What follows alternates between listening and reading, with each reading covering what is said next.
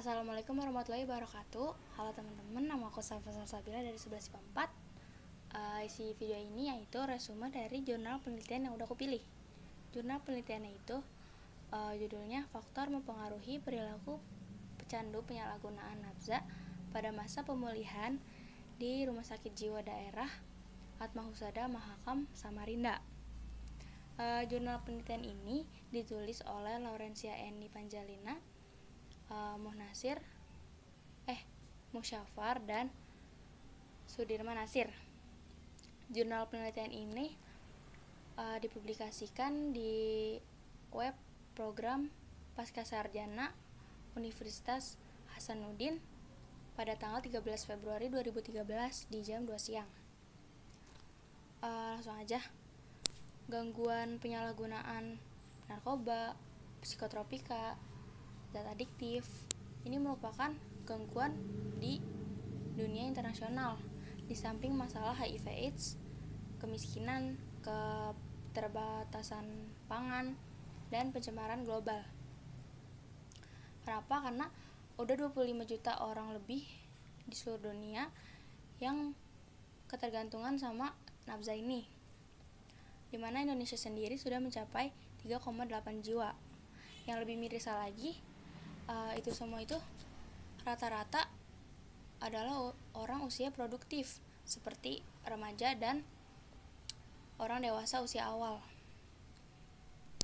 Hal ini bila tidak diatasi dengan cepat bisa menyebabkan ancaman bagi kesejahteraan orang di masa depan.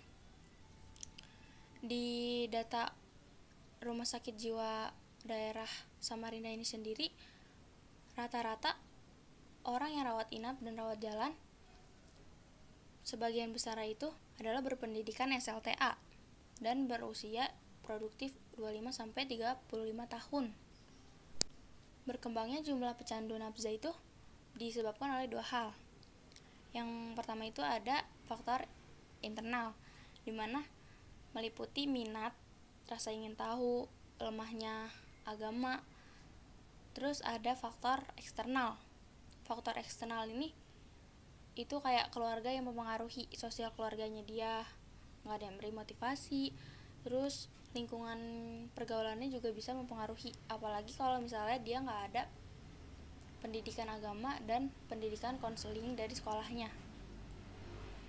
Lalu gimana metode penelitiannya? Jenis penelitian dari jurnal ini menggunakan metode kualitatif dengan pendekatan eksistensial fenomenologi, dimana jadi kayak sejenis wawancara tapi tidak terstruktur dan terbuka. Jadi nanti si informan ini memberikan informasi yang rinci mengenai pengalamannya dia, dimana di penelitian ini diharapkan si informan itu dapat memberikan pandangan terkait dengan pengalaman dalam mengonsumsi nafza tersebut. Lalu bagaimana metode cara memilih si informannya ini? Yaitu dengan menggunakan data rekap medis yang ada di rumah sakit tersebut.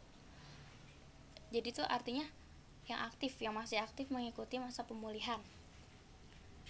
Dan mereka menggunakan metode purposive sampling, di mana itu jadi si peneliti ini punya kriterianya masing-masing. Yang pertama itu kriterianya dia harus aktif mengikuti masa pemulihan di rumah sakit jiwa ini. Yang kedua itu kalau misalnya dia mau ikut dalam penelitian ini gitu. Jadi ada 9 orang yang termasuk dalam kriteria si peneliti tersebut. Lalu bagaimana cara prosedur dari pengumpulan datanya? Yang pertama menggunakan wawancara yang mendalam atau in-depth interview. Yang kedua itu observasi dan bisa menggunakan focus group discussion atau FGD. Lalu bagaimana cara teknik mengolahnya tersebut? Dari hasil wawancaranya tadi bakal diolah sesuai dengan tujuan penelitiannya ini. Hasilnya itu bakal dianalisis dan disajikan dalam bentuk narasi gitu. Lalu gimana hasil dari penelitiannya? Apa aja sih si nafza ini? Yang pertama itu ada narkotika.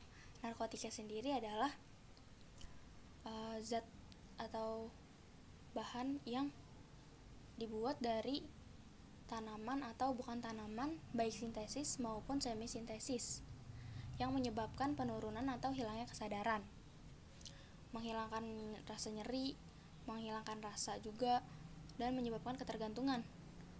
Apa narkotika yang terkenal? Narkotika yang terkenal itu kayak kokain, ganja, amfetamin, yaitu kita.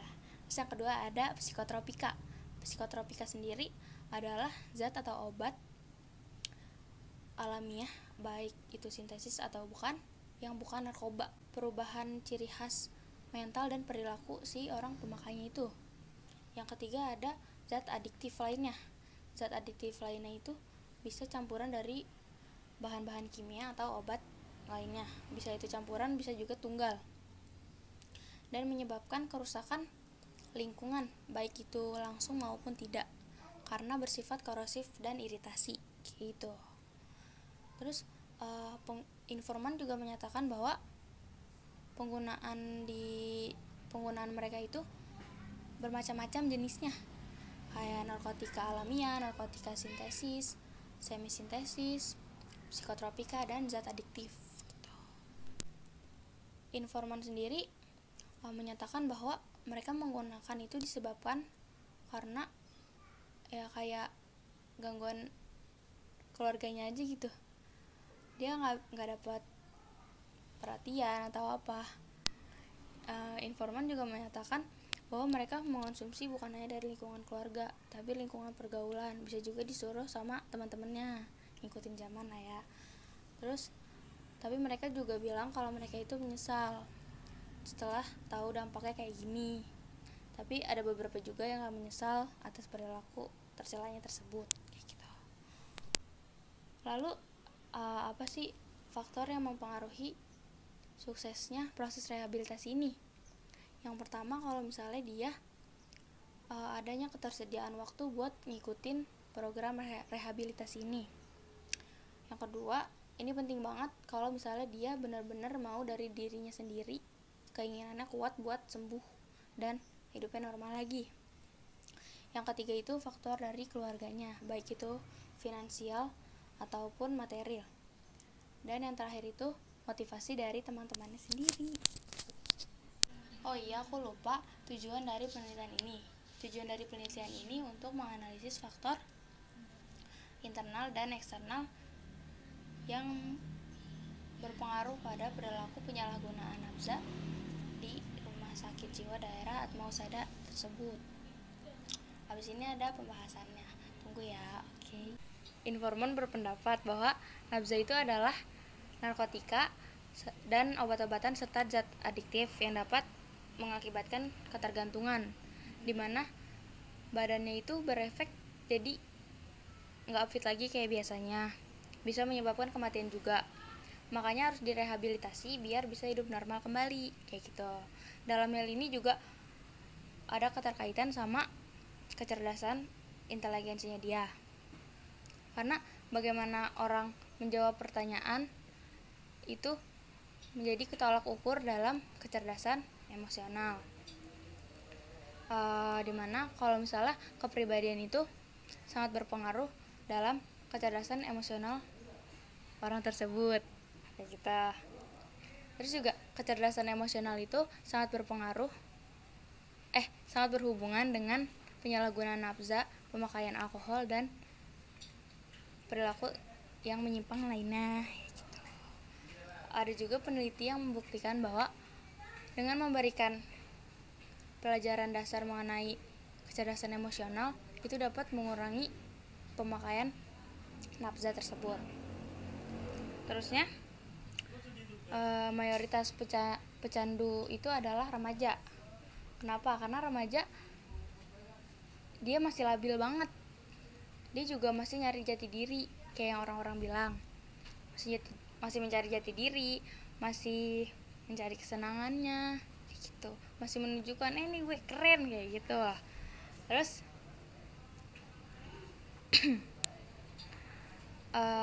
rasa keingintahuan dia itu menyebabkan kayak pengen nyoba, lama-lama jadi ketergantungan kayak gitu.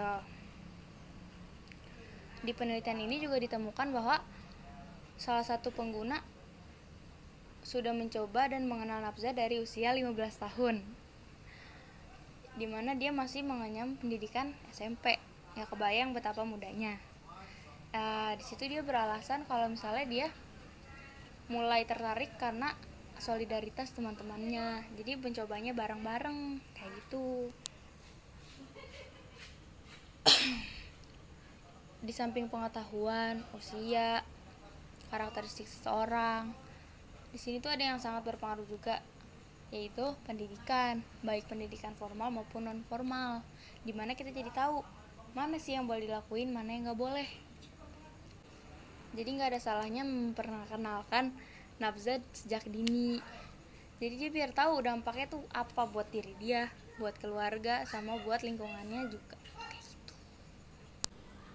Pada saat pecandu yang sudah sembuh mengalami stres atau misalnya tertekan, dia bisa aja mengalami relapsa, atau itu kondisi dimana dia bakal mengonsumsi lagi gitu.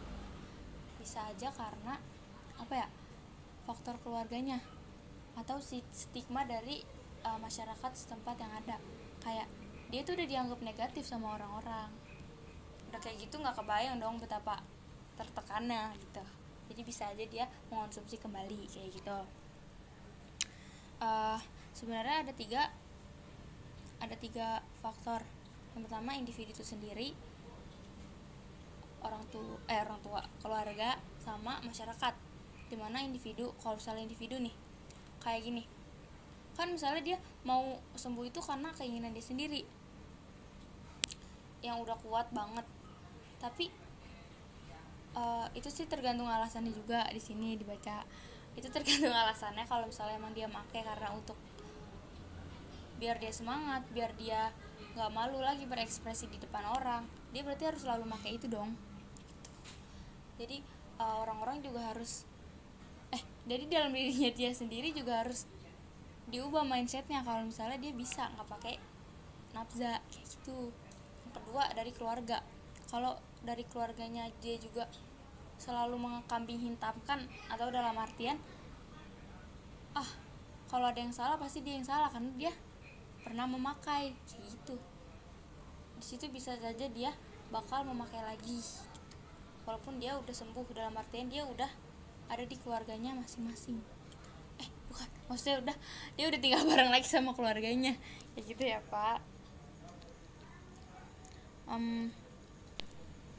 Jadi kesimpulannya, rehabilitasi ini bakalan sukses kalau dari diri dia sendiri udah bener-bener prinsipnya teguh banget buat sembuh, buat hidup normal kembali, udah bosen gitu. Terus kalau misalnya banyak yang mendukung dia untuk maju lagi, dari keluarganya juga membantu secara finansial atau biaya, secara dengan datang aja ke pusat rehabilitasi itu udah membantu banget sebenarnya.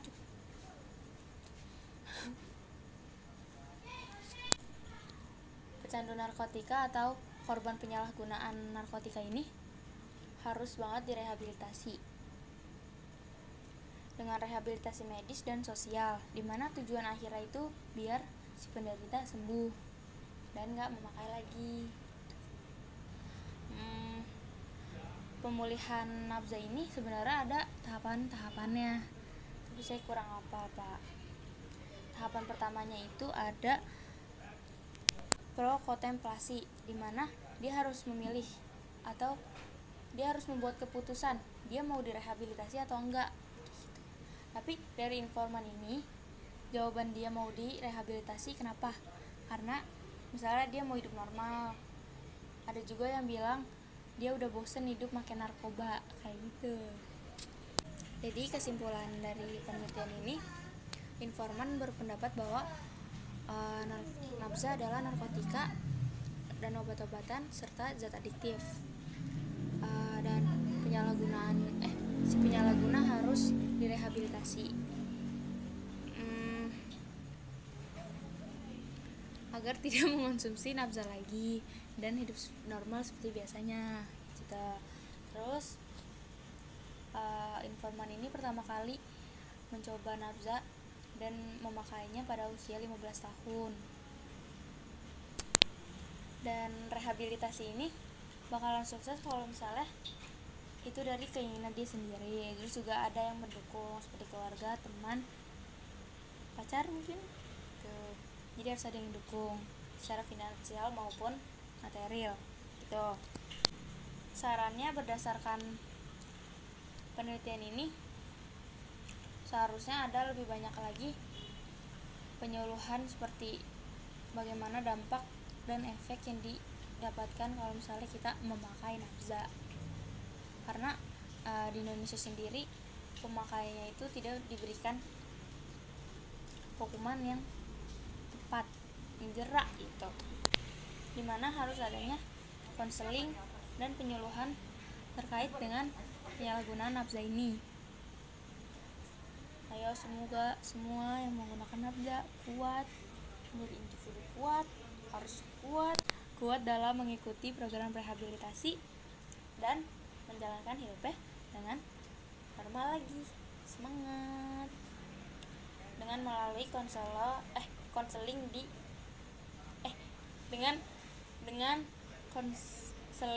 dengan konselor di rumah sakit. Kelebihan dari jurnal penelitian ini yaitu bahasanya nggak susah-susah banget.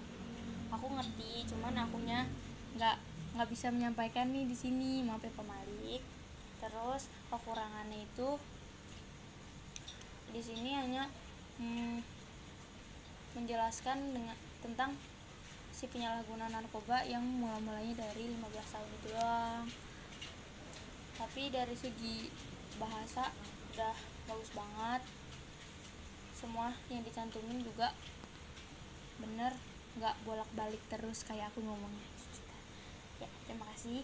Jangan lupa di like, nggak usah di komen, jangan ditonton.